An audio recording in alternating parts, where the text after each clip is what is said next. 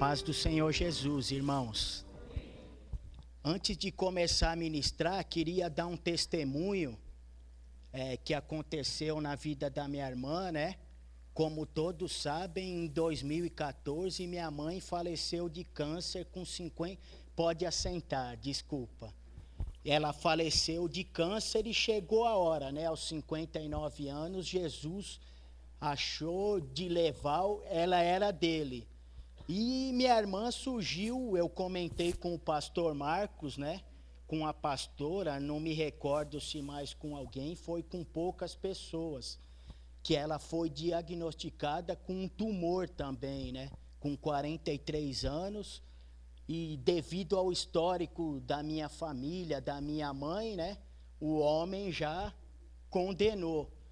E aí a igreja orou acho que faz uns 3 domingos que a igreja orou, e aí ela também estava muito apreensiva, a gente ficou em oração, muitos irmãos queriam louvar a igreja e todos os irmãos que oraram, né? E no sábado ela foi pegar o diagnóstico, e para a honra e glória do Senhor é benigno, para a glória do Senhor. Então eu queria louvar a Deus, ela ficou de vir para dar o testemunho, e não deu para ela vir, né? Então, com muita gratidão e louvor a Deus, eu queria dar esse testemunho, essa ação de graças ao nosso Deus. E a palavra que o Senhor colocou no meu coração está em Lucas 9, 57. A minha versão é na NVI. E eu também sou de Santo André, né? E eu venho lá da Batista, da Conexão Primeira, do pastor Edson de Queiroz, que o Senhor recolheu ele na sexta-feira, aos 63 anos também, ele com um câncer, mas foi um grande homem de Deus, né? E eu quero louvar a Deus pela vida dele na minha vida. Foi um homem que Deus usou para me ensinar muito do que é missões e evangelismo. Eu vou ler na NVI. Quão difícil é seguir Jesus. Quando andavam pelo caminho, um homem lhe disse: eu te seguirei por onde quer que fores. Jesus respondeu: as raposas têm suas tocas, e as aves do céu têm seus ninhos, mas o Filho do Homem não tem onde repousar a cabeça. A outro disse: siga-me. Mas o homem respondeu: Senhor, deixa-me ir primeiro sepultar meu pai. Jesus lhe disse: deixe que os mortos sepultem os seus próprios mortos. Você, porém, vá e proclame o reino de Deus. Ainda a outro disse: vou seguir-te, Senhor, mas deixa-me primeiro voltar e despedir-me da minha família. Jesus respondeu: ninguém que põe a mão no arado e olha para trás é apto para o reino de Deus. Amém? Por enquanto, até aqui. O Senhor é tão maravilhoso que Ele não disse que seria fácil segui-lo, né? E a gente tem vivido dias muito difíceis. Eu, particularmente, como autônomo, sempre fui pintor há 19 anos, nunca senti uma crise dessa como nesse ano. Esse ano, um ano muito difícil, assim, eu creio que no Brasil, né, devido à corrupção de homens, a valores trocados, né, enfim, e o Senhor lá atrás já nos alerta que seria difícil de segui-lo, ou seja, tudo tem uma escolha, e Jesus começa a ensinar que aquele que quisesse segui-lo, não teria que pôr em primeiro lugar a sua vida, a sua família, como já foi dito, não teria que pôr a sua própria vida em primeiro lugar. Aqui ele começa a ministrar sobre o tempo, sobre uma casa que o Filho do Homem, se referindo a ele, Jesus, né, como o profeta Ezequiel profetizou, o Filho do Homem, que representava a Cristo Jesus. E aí Jesus vai falando que aquele que quiser seguir, não vai ser fácil, vai ter luta, vai ter dificuldade, mas no final da vida vai ter a vida eterna. Vale a pena renunciar por amor a Jesus. E aí Jesus vai dando aqui a direção na palavra. Para mim servir a Jesus, eu vou trazer para os dias de hoje, não preciso ter bens materiais, não preciso muitas das vezes ter muito dinheiro para poder fazer a obra de Deus. A gente precisa de Cristo, que é o provedor das nossas vidas. E às vezes, né, em nome de Jesus, a gente se engana, porque o nosso coração é enganoso, de querer, muitas das vezes, não é fácil estar à frente de uma obra como a vida do pastor Marcos e vários pastores, né, que têm assim feito a vontade de Deus, vários líderes de ministério, que às vezes numa madrugada ele não vai ter a hora para ele dormir, às vezes se ele almoçou, não jantou, não importa, uma alma vale mais que o mundo inteiro, amém, igreja? Então é essa renúncia que Jesus diz, esse é o verdadeiro amor, que lança fora o medo, às vezes da pressão dessa vida, né? Eu sou casado, tenho meu filho de 6 meses, a minha filha de 8 anos, que são dependentes de mim e da minha mulher. E assim eu sou com Jesus, e a igreja também, porque sem Jesus nós não podemos fazer nada. Então, quando chega o dia do aluguel, quando chega o dia, como foi falado aqui, através da vida do pastor, da pastora, a alegria de pagar as contas, a alegria de ir no mercado e ter o leite do seu filho, né, de ter uma paz no seu lar. E quando você abre mão, obedecendo essa palavra de Jesus, que é renunciar, o Senhor supre as nossas necessidades para a glória de Deus. E o Senhor começa ensinando, né? E aqui, a outro homem ele chamou, siga-me. Para outro ele falou, vem e siga-me. E olha o que o homem respondeu, Senhor, deixa eu primeiro ir sepultar o meu pai. O que esse homem estava querendo dizer? Senhor, eu ainda sou novo, eu vou esperar meu pai ou minha mãe falecer, depois eu renuncio tudo para te seguir. E Jesus falou, não, vem agora. É nesse sentido que essa palavra foi liberada por Jesus, no sentido de prioridades, né? Qual é a prioridade da minha vida, dos irmãos, né? E é uma escolha, é uma decisão todo dia. Jesus foi para a cruz, a nossa salvação está paga, amém? Glória a Deus. Só que ainda existe uma cruz, a palavra de Deus lá em Marcos 8:34, ainda está sobre as nossas vidas uma cruz que a gente tem que carregar, dia após dia, negando a nossa carne, a nossa vontade, e numa vida aí eu tenho 44 anos, chega certas horas nas nossas vidas que a gente cansa de algumas coisas em nós mesmos, né? Quanto mais perto a gente chega de Jesus, mais a gente vai vendo quanto a gente precisa dele, depende dele e precisa se arrepender de muitas coisas, né? Eu me deparo nessa situação. E aí Jesus vai ensinando, quando ele disse, deixa que primeiro os mortos enterrem os seus mortos, porque vem e anuncie, proclame o reino de Deus, quer dizer, leve a palavra para as pessoas, né? Nem só de pão viverá o homem, mas de toda a palavra que sai da boca do Senhor, amém? Nós precisamos das coisas materiais e espirituais. A Índia é um país que tudo lá é espiritualizado, eles têm milhões, 1000 deuses. Uma vaca lá, se você matar, você vai arrumar problema, porque eles têm a vaca como Deus e outros bichos até peçonhentos e vários costumes. Existe um rio lá muito sujo, aonde existe um dia que eles acham que mergulhando naquele rio, eles vão ser purificados por ignorância de não conhecer ao Senhor, como a gente conhece no Brasil. Todo mundo conhece a salvação, o amor de Deus através da cruz de Jesus, amém? Mas muitas pessoas precisam ouvir, precisam de um abraço.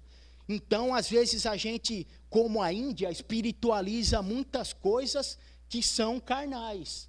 E às vezes carnaliza muitas coisas que são espirituais. Então a gente precisa de um equilíbrio, de um discernimento de Deus para fazer a obra, para suportar as retaliações do Senhor. E a gente, estando no Senhor, as pessoas verão Jesus na nossa vida. Ele é o sal que atrai as pessoas, amém? E às vezes a gente tem que se rever. Eu preciso me rever, eu tenho ciscos nos meus olhos ainda, de uma natureza, de um lar, que não venho de um lar cristão. Eu estou em Cristo há 11 anos e luto todos os dias. Por exemplo, em certos momentos com a ira, em certos momentos com a tristeza, mas como foi louvado nessa noite, temos que escolher a Deus todos os dias, a Bíblia diz isso, amém? E por nós estarmos aqui nessa noite, nós escolhemos a Cristo mais um dia para a glória de Deus, e assim será. E as pessoas precisam ouvir a palavra de Deus, e não é fácil, precisa de renúncia, precisa dessas situações do desapego material, né? Em nome de Jesus. E o Senhor vai ministrando. A outro ainda disse: vou seguir-te, Senhor, mas deixa primeiro eu despedir da minha família. E a família abaixo do Senhor é o maior tesouro. Mas como já foi falado nessa noite, a prioridade tem que ser Jesus. Tem que ser Jesus, independente de qualquer luta. E aqui no 62, onde chama muito atenção para essa pessoa, para esse homem, o que Jesus respondeu: ninguém que põe a mão no arado e olha para trás é apto para o reino de Deus. O que Jesus quis dizer? Se a gente não priorizar a Deus, nós não estamos aptos nem para entrar no reino de Deus, nem para anunciar o reino de Deus. Eu estou preparado? Às vezes eu acho que eu estou, mas olhando assim friamente, eu e Deus, em certas situações, eu ainda não estou, eu estou sendo moldado por Deus. E eu louvo a Deus que isso é o amor de Deus sobre as nossas vidas. O Senhor é o dono da verdade, das situações, e é muito lindo, porque Jesus não abre mão de cada um de nós. Às vezes a gente mesmo entrega os pontos, a gente acha que não dá mais, que não está preparado. E a misericórdia de Deus, o braço do Senhor, que está estendido para as nossas vidas, nos chama para Ele. E esse amor nos constrange, como a palavra de Deus nos ensina. Esse amor nos constrange, porque abrange muitas situações e vale a pena colocar a mão no arado. A mão no arado é a obra de Deus, é o chamado que eu tenho, que os irmãos têm, que as irmãs têm, para fazer a vontade de Deus. Só que antes existe uma preparação. O Senhor quer a gente totalmente dele, totalmente dele. Então a gente está assim, nessa oleraria do Senhor, amém? E isso é motivo de alegria, quando a gente é disciplinado, quando Deus nos chama para a cova dos leões. Hoje, antigamente era usado os leões. Hoje, essa cova de leões pode ser de diversas formas. De repente pode ser um presídio, de repente pode ser uma enfermidade mortal, um hospital, de repente pode ser a separação de um marido, de uma esposa, a rejeição, a solidão. Existem várias formas de covas de leões hoje, mas o Senhor em todas elas é conosco, igreja, em nome de Jesus. A cova de leão e do desemprego, para os pais, aquela pressão de manter o lar, para o pastor de manter o lar, a igreja, mas o quarto homem ainda é com a gente, em nome de Jesus, e vale a pena seguir em frente com Jesus, fazer a obra de Deus. E é maravilhoso que depois desse trabalhar de Deus, o Senhor continua no capítulo 10, enviando os discípulos. Primeiro, ele precisou tratar e ensinar os valores. Os valores do céu é o contramão aos valores da terra. O que a matemática de Deus para o homem, se não for pela fé, é loucura. Para Deus, 1 mais 1 é uma só carne. Quando um homem se junta com uma mulher, ele se torna uma só carne. E tem coisas que são discernidas pelo Espírito Santo de Deus e não carnalmente. Assim é a obra de Deus. Na terra, aqui para ser o bambambam, o cara tem que ser a pessoa o primeiro. E Jesus, como Deus veio e ensinou, disse que tem que ser o último. O cara aqui, ele tem que ser servido. E Jesus nos chamou, quanto o pastor, os presbíteros, os evangelistas, diácono, eles vieram para servir. E se a gente olhar isso, humanamente falando, na carne, na religiosidade, é loucura. Mas é nisso que a gente encontra a vida de Cristo, a palavra de Deus. É isso que Jesus ensinou. E existe um tempo de nascer e de morrer. Mas assim, quando chegar a nossa hora, nós não sabemos o dia. Se é jovem, se é idoso, se está na meia-idade, o que nós vamos apresentar para o Senhor? E o Senhor continua aqui ensinando o propósito de todo esse trabalhar. Eu vou ler o 10:1, amém, igreja? Jesus envia 70 discípulos, de 2 em 2. Aqui Jesus já dá uma lição. Sozinho ninguém é nada. De 2 em 2 é um grande exército que alcançou muitas pessoas naquela época. De 2 em 2. Já pensou se a gente tivesse a unidade em Cristo, de ir de 2 em 2? Se Heliópolis vai ser diferente ou não vai, em nome de Jesus. Se as famílias vão ser alcançadas, os moradores de rua, o Parque Bristo, e onde mais Deus abrir a porta para a gente, em nome de Jesus.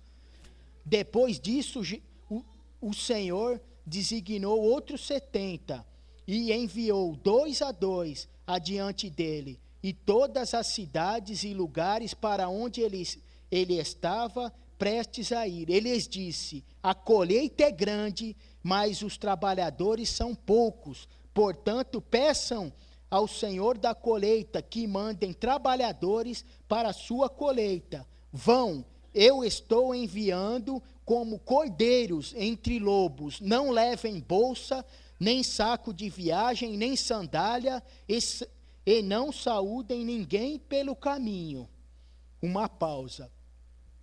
Você vê que a gente não precisa de muitas coisas para ir. O Senhor mandou não levar nada, nem roupa, nem comida, nem sandália. A presença dele era a provisão e era suficiente, amém? Para os 70 que disseram, como Isaías: eis-me aqui, envia-me, Senhor. E Deus proveu. E aí, como já foi dito nessa noite pela pastora, em Hebreus, 2 letrinhas de uma palavra poderosa que a igreja não vive sem: fé. Sem fé é impossível agradar a Deus. A provisão está em Deus, tanto para as nossas vidas, como para o envio. E de quem vai? Eu me lembro de uma situação que, pela misericórdia de Deus, Deus nos enviou para Florianópolis. E nós não tínhamos 1 centavo no bolso, e fomos lá para fazer a obra. Ficamos entre 15 e 20 dias lá.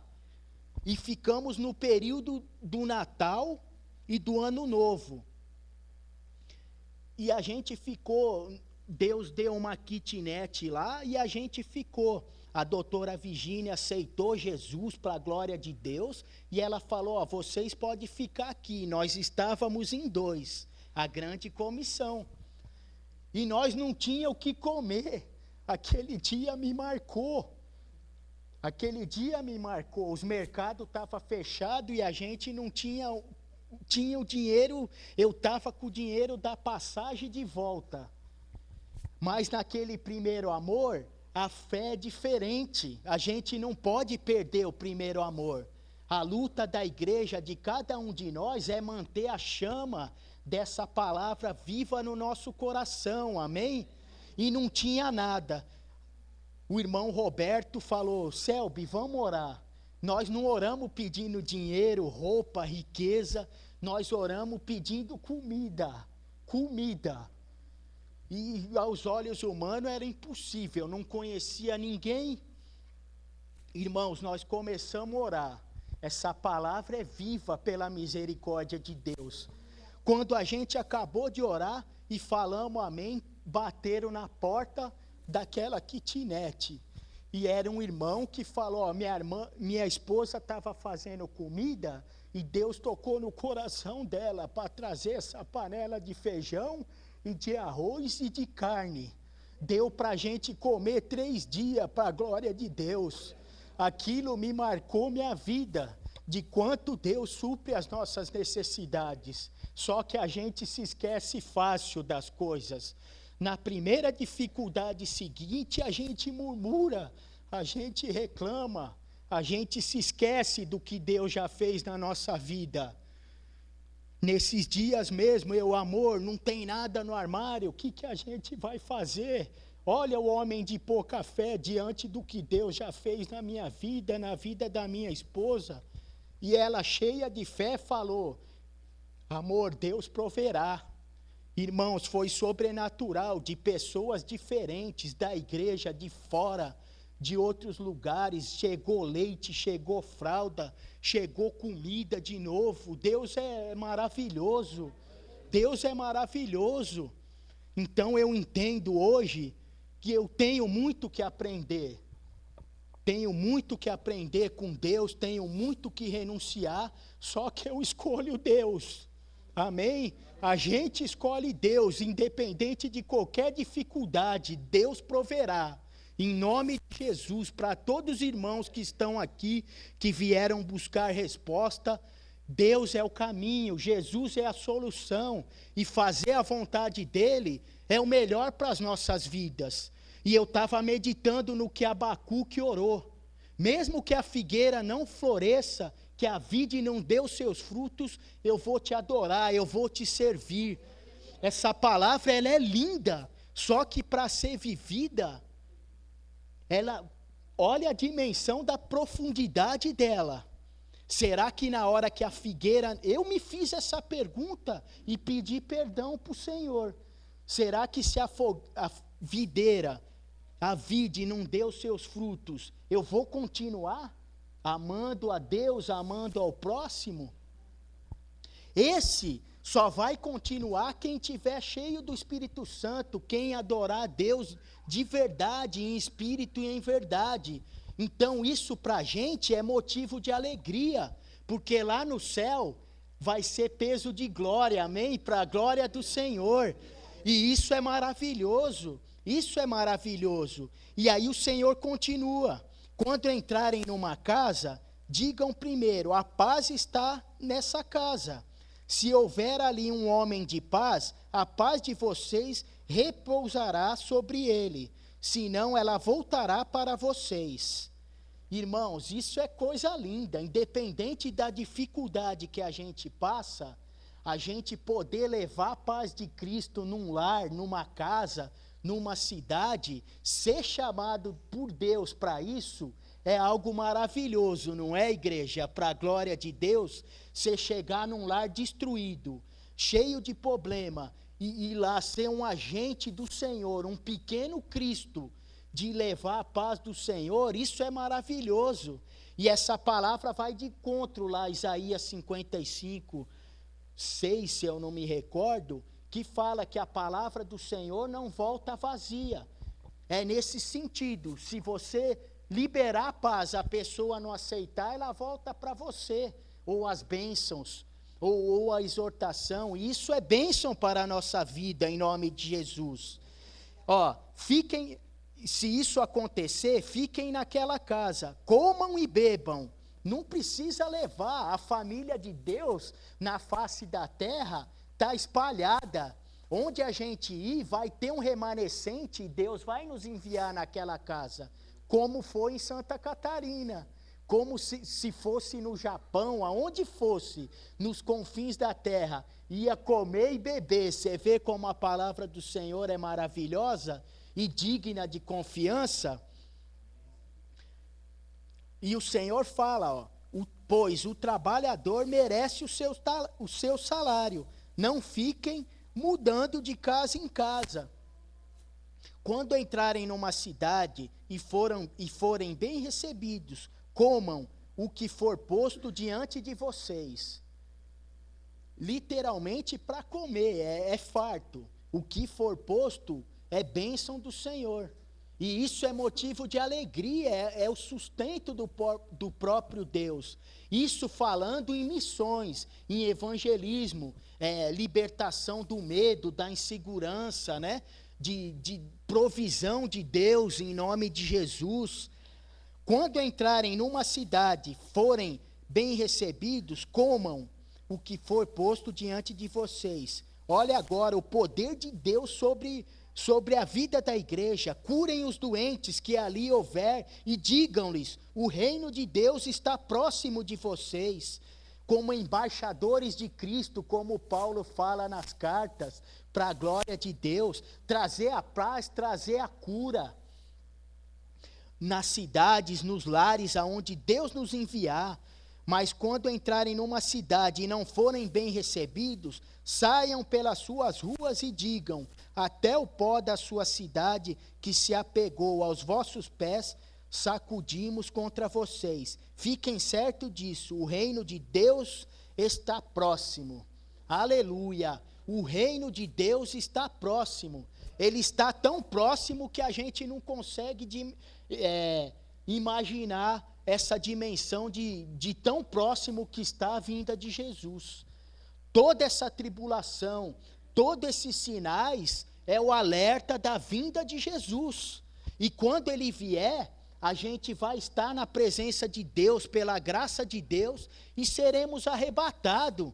E a gente vale a pena obedecer ao Senhor, continuar o chamado que Deus tem na vida da igreja, na nossa vida, mesmo sendo falho, mesmo sendo ainda pecadores, mas não conviventes com o pecado.